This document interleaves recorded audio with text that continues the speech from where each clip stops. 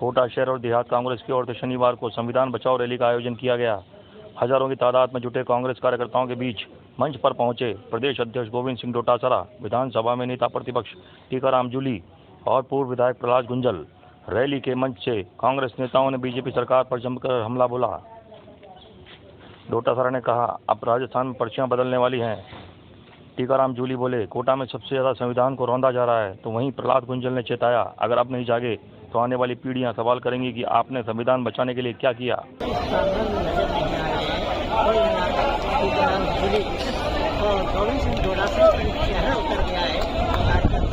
गुलाम भारत अंग्रेजों की गुलामी में, इस गुलाम आजाद भारत में हम सब लोग चैन की सांस ले रहे हैं। वो आजादी कैसे मिली, उस संविधान। सब लोगों से यही कहना चाहता हूं, हमारे नेतागण आए हैं, हमें संविधान के बारे में और इसकी कैसे रक्षा करनी है, इन सब का हमें कंधे से कंधा मिलाकर आगे बढ़ना है। चाहता हूं, यहाँ की कांग्रेस बहुत मजबूत है और यहाँ के कार्यकर्ता राज्य के बहुत मजबूत है और भारतीय जनता पार्टी से हर तरह से लड़ने के तैयार है। और उसका आपने उदाहरण देखा है कि कोटा लोकसभा चुनाव में ओम मीणा लोकसभा का जो अध्यक्ष है, जो 4 लाख से जीतने का दावा करा था, बड़ी मुश्किल से मात्र 40,000 वोटों से जीता है। और मोदी किस कंडीशन में जीता आपको पता है। हमारी गलती पूछी कहने में कोई संकोच नहीं है। यहाँ पे एलओपी उपस्थित है, हमारे पार्टी प्रेसिडेंट उपस्थित है। मैं आपको बताना चाहता हूँ कि बहुत दूर की बात न करते हुए आप आकलन इस जिले से ही लगा लीजिए। प्रधान साहब नईमुद्दीन गुड्डू को इस्तीफा सस्पेंड किया गया। न केवल प्रधान जी, मेरी खुद की विधानसभा में नसीर बानो पंचायत रजोपा से उनको हटाया गया। उसके बाद मोइजुद्दीन गुड्डू जी को हटाया गया। ऐसा लगता है कि सिर्फ और सिर्फ नाम के पीछे सरनेम देखकर जनता द्वारा चुने गए एक एक जनप्रतिनिधि को ये लोग हटाने का काम कर रहे हैं। पर मैं आप लोगों को भी विश्वास दिलाना चाहता हूं कि किसी को भी किसी प्रकार से घबराने की जरूरत नहीं है। कोटा में आज संविधान बचाओ रैली है।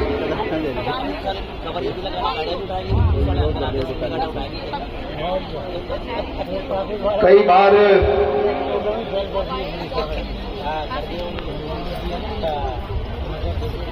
भारतीय जनता पार्टी का कार्यकर्ता जिसके समझ में नहीं आ रहा कि उनकी सरकार के कदमों से संविधान की व्यवस्था के सामने क्या चुनौतियां पैदा हो रही हैं। कभी कभी मूर्खतापूर्ण तरीके से सोशल मीडिया पर टिप्पणियां कर रहे हैं। संविधान तो बचा हुआ है। कांग्रेस को अपनी खुद की चिंता है। मैं उन तमाम भारतीय जनता पार्टी के कार्यकर्ताओं और विचारधारा से जुड़े लोगों से सवाल करना चाहता हूं। मैं संविधान सभा के पहली बैठक जिसकी अध्यक्षता की डॉक्टर सच्चिदानंद सिन्हा ने, भैया बिल्कुल दूसरे भी हैं। संविधान सभा की बैठक प्रारंभ हुई। सच्चिदानंद सिन्हा का पहला वक्तव्य और पहला वक्तव्य जारी करते समय उन्होंने कहा,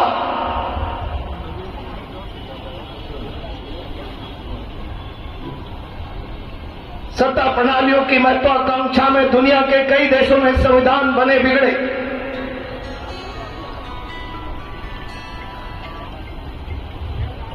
लेकिन दुनिया के सबसे बड़े प्रजातंत्र अमेरिका में कुशल शिल्पकारों द्वारा बनाया हुआ 139 साल पुराना संविधान आज भी यथार्थ स्थान खड़ा है।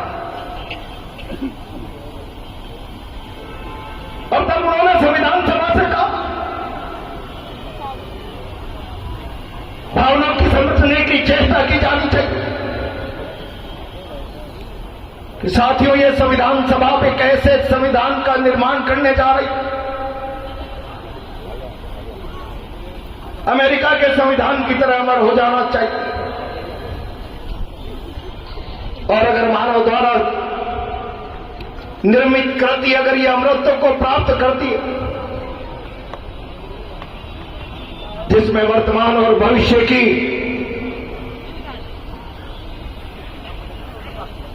चुनौतियों के रूप में तमाम विनाशकारी ताकतों को पददलित करने की क्षमता पैदा हो जाए,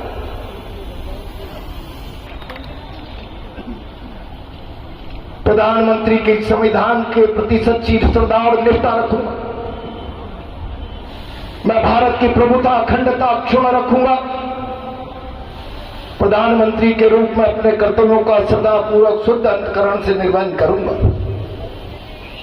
और इसके आगे की पंक्ति सुनने की चेष्टा करें।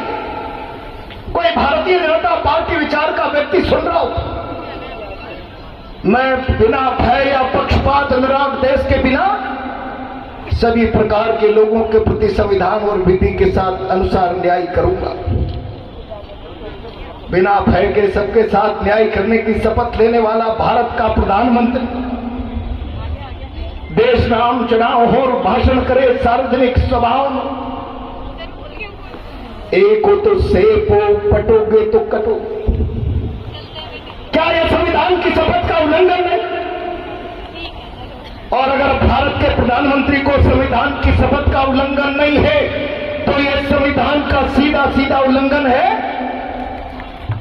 संविधान के प्रस्ताव से शायद भारत के प्रधानमंत्री ने संविधान की प्रस्तावना में लिखा है, हम भारत के लोग 147 करोड़ लोग जो संविधान की ताकत, हम भारत के लोग, यह प्रस्तावना जो संविधान की आत्मा है, संविधान की शक्ति है, संविधान का निचोड़ है, मूल है, निष्कर्ष, उसमें लिखा है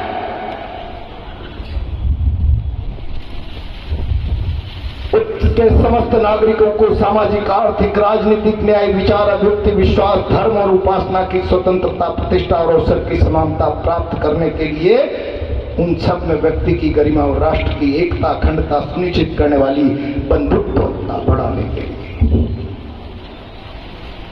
मैं नहीं चाह रहा हूं एकता, अखंडता। अगर भारत का प्रधानमंत्री ये बयान दे, कटोगे तो बटोगे, बटोगे तो कटोगे, एक हो तो शेप हो, क्या संविधान की आत्मा जो प्रस्तावना में बंधुत्व का भाव लिखा है, उस मर्यादा को खंजर नहीं मारा जाता? क्या भारत की संविधान की आत्मा में लिखे हुए बंधुत्व पर यह हमला नहीं है प्रधानमंत्री का बयान? मुझे आश्चर्य होता है, इस संविधान की सुरक्षा के लिए, संविधान की संरक्षण के लिए भारत की लॉ इन्फोर्समेंट एजेंसी, भारत का गृह मंत्री, तमाम फोर्सेज, जरूरत पड़े तो संविधान की रक्षा के लिए सशक्त पालना कराई जाए, व्यवस्थाएं जरूरत पड़े संविधान की रक्षा के लिए तो गोली चले, लाठी चले, संविधान सुरक्षित रहना चाहिए। और तब भारत कत्लेआम होता रहे और 258 करोड़ रुपया खर्च करके उसके बाद भारत के प्रधानमंत्री दुनिया का दौरा करता रहे, ये भारतीय जनता पार्टी को जातियां लड़ती रहे, समाजों में विद्वेष पैदा होता रहे, भारत का प्रधानमंत्री नजरें घुमा ले। 185 लोग विरोधी दल के लोग और जिन लोगों ने जाकर अपराध कथित होने के बाद, ईडी की लिस्ट में आने के बाद भारतीय जनता पार्टी की सदस्यता ग्रहण कर ली, तो जैसे वो वॉशिंग मशीन का हिस्सा बन गए, इधर से डाले उधर निकल गए। ये भारतीय जनता पार्टी को संविधान का वायलेशन नहीं लगता। मैं बहुत जिम्मेदारी के साथ आज आप लोगों से कहना चाहता हूं, मित्रों, चुनाव आयोग की स्थिति क्या है, प्रशासन की स्थितियां क्या है? अभी सारे लोग कह रहे थे कोटा में नेता प्रतिपक्ष का विषय उठा है, बोर्ड कांग्रेस का महापौर चला गया, भारतीय जनता पार्टी में विपक्ष का नेता भी पुराना उन्हीं का चल रहा है। क्या ये नियमों की धज्जियां उड़ा देना संविधान का उल्लंघन नहीं? और मैं जिम्मेदारी के साथ कहना चाहता हूं, महाराष्ट्र के चुनाव के बाद भारत की लोकसभा में नेता प्रतिपक्ष चिल्ला चिल्ला कर कहे 79 लाख वोट अचानक महाराष्ट्र की मतदाता सूचियों में किस प्रकार से बढ़ गए। भारत की सरकार और चुनाव आयोग जवाब देने के बजाय मुंह पर ताला लगा दे।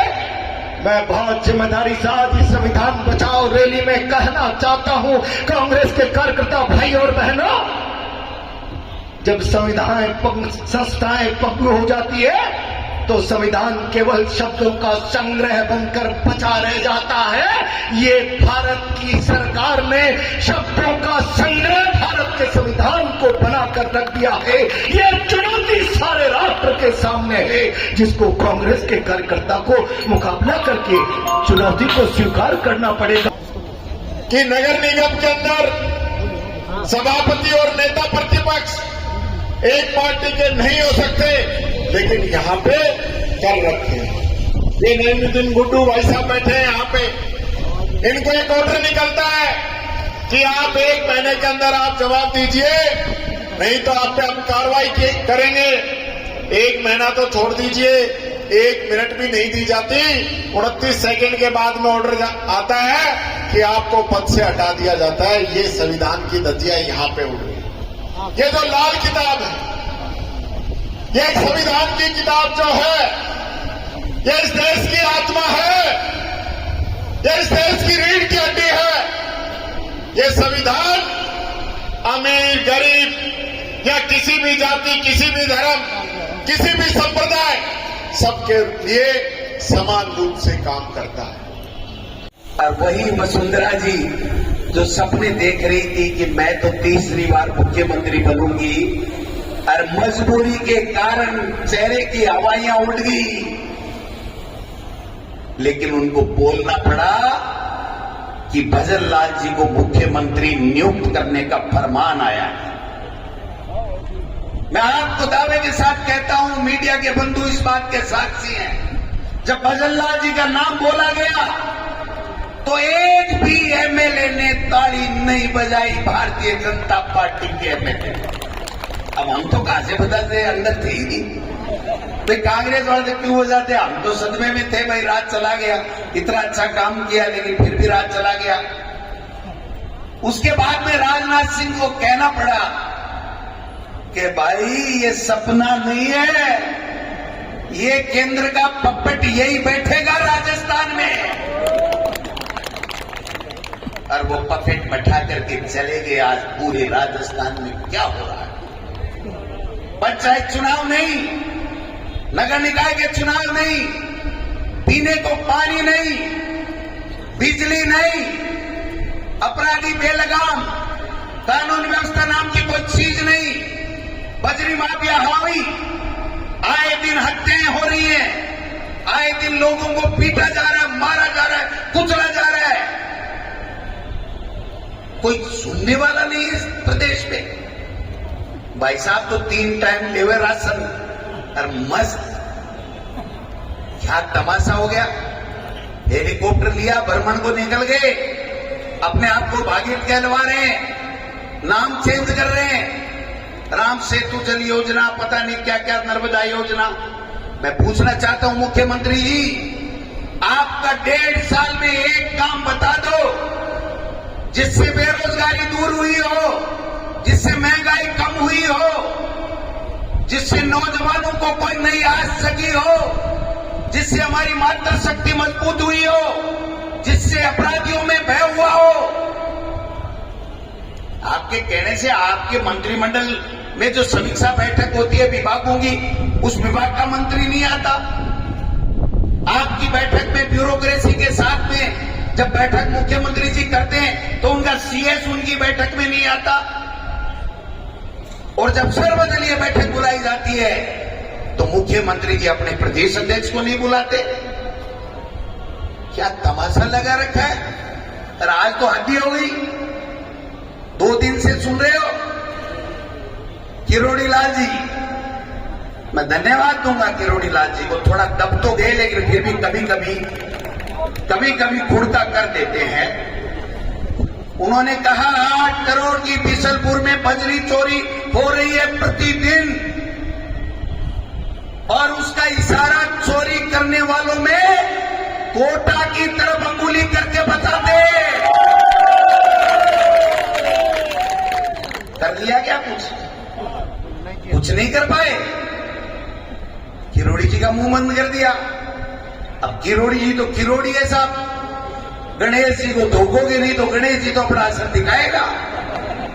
अब उनको मंत्री तो फाड़ छाड़ के पांख कहीं, हाथ कहीं, सिर कहीं, मुंडी कहीं, पता नहीं क्या कर दिया। वो कह रहे 12 महीने तो कहते रहे मेरे विभाग ही समझ में नहीं आ रहा मुझे दिया क्या। पूरे सत्र में अगर कोई कैबिनेट मंत्री एक दिन विधानसभा में नहीं जाए और उसकी बजट की मांगे उसकी पारित की जा रही हो, ऐसा हमने तो राजस्थान, हिंदुस्तान में कहीं प्रजातंत्र में नहीं देखा। ये संविधान का उल्लंघन नहीं है तो क्या है। कल परसों कह रहे हैं खाद नकली, तो भाई साहब आप माने ही गाड़ी छोड़िए, आपको भी तो जिम्मेदारी बना है।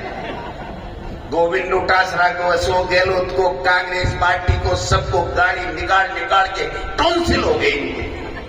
टॉन्सिल समझते हो ना, टॉन्सिल हो गए। क्या की लिया?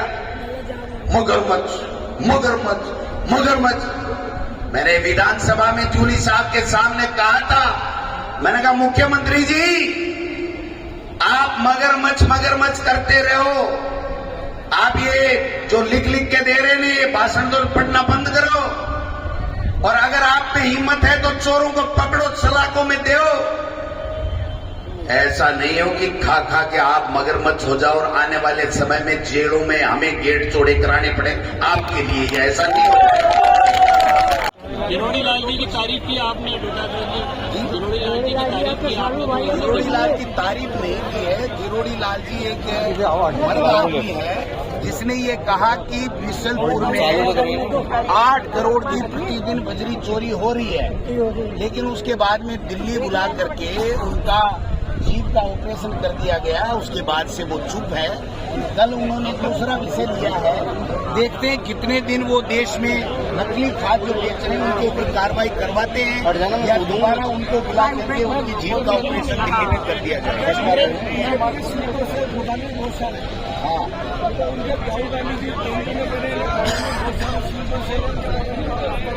कुछ तो चले गए। जब हम इस तरीके से कार्यकर्ताओं के साथ में संवाद करेंगे तो वो ऐसे महसूस करके चले जाएंगे। जो जिले में उन्होंने पा क्या लिया। आपने कहा मंत्रियों से ज्यादा आपकी चल रही है। हाँ, मंत्रियों से ज्यादा आपकी चल रही है। सही बात है। हमें तो गलत काम कराने नहीं, जनता के काम करने, जनता के वाजिब काम उनको करने पड़ते हैं। नहीं करते हैं तो आंदोलन करेंगे, विधानसभा में घेरने का काम करेंगे। लेकिन वो किसको कहें? बीजेपी के लोग तो सारे जमीनों का अवैध काम कराना, बजरी माफिया का काम कराना, जमीनें अलॉट कराना, गलत काम कराना चाहते हैं। गलत काम हो नहीं रहा है, क्योंकि काम कोई भी हो उसकी पर्ची दिल्ली से आती है, खुद यहाँ तय होता नहीं है।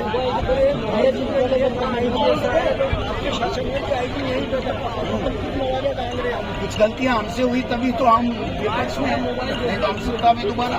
काम हमारे बढ़िया थे, लेकिन कुछ लोगों को पहचान नहीं पाए। पहचान नहीं पाए।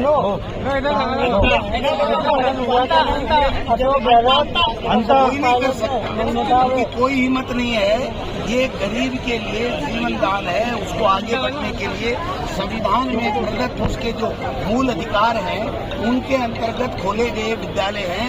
इसलिए अब जब रिजल्ट आ गया उसके बाद में उनके पास में कहने के लिए कुछ नहीं है। उन्होंने टीचर नहीं दिए, फिर भी इंग्लिश मीडियम स्कूलें अन्य हिंदी मीडियम से 21 निकली है रिजल्ट। तो कानून ने भेजा है। आपने जीत का दावा किया है, क्यों नहीं करेंगे? बताओ क्यों नहीं करेंगे? ऐसे गुंडे पाल रखे हैं क्या? 36 मुकदमे जिन पे? मैं नहीं कहता इस पे किसने पाल रखे, बीजेपी ने पाल रखे हैं। मैं कहा ना बीजेपी ने पाल रखे हैं तो चलेंगे, वरना ऐसा कोई उदाहरण आज तक मिला है क्या? गुंजल के पूरे राजस्थान में क्या संविधान सभाओं की आपने कहा मंत्री थे? गुंजल साहब हमारी कांग्रेस पार्टी में आने के बाद में जिस सक्रियता के साथ में कांग्रेस पार्टी के लिए मजबूती के साथ में कार्यकर्ताओं को मनोबल को बढ़ाने के लिए काम कर रहे हैं, तो क्यों नहीं इनका उपयोग किया जाएगा? देश में किया जाएगा, प्रदेश में किया जाएगा, अन्य नेताओं का भी किया जाएगा। लेकिन गुंजल साहब का भी किया जाएगा। आपने देखा स्पीच, इतना शानदार स्पीच था।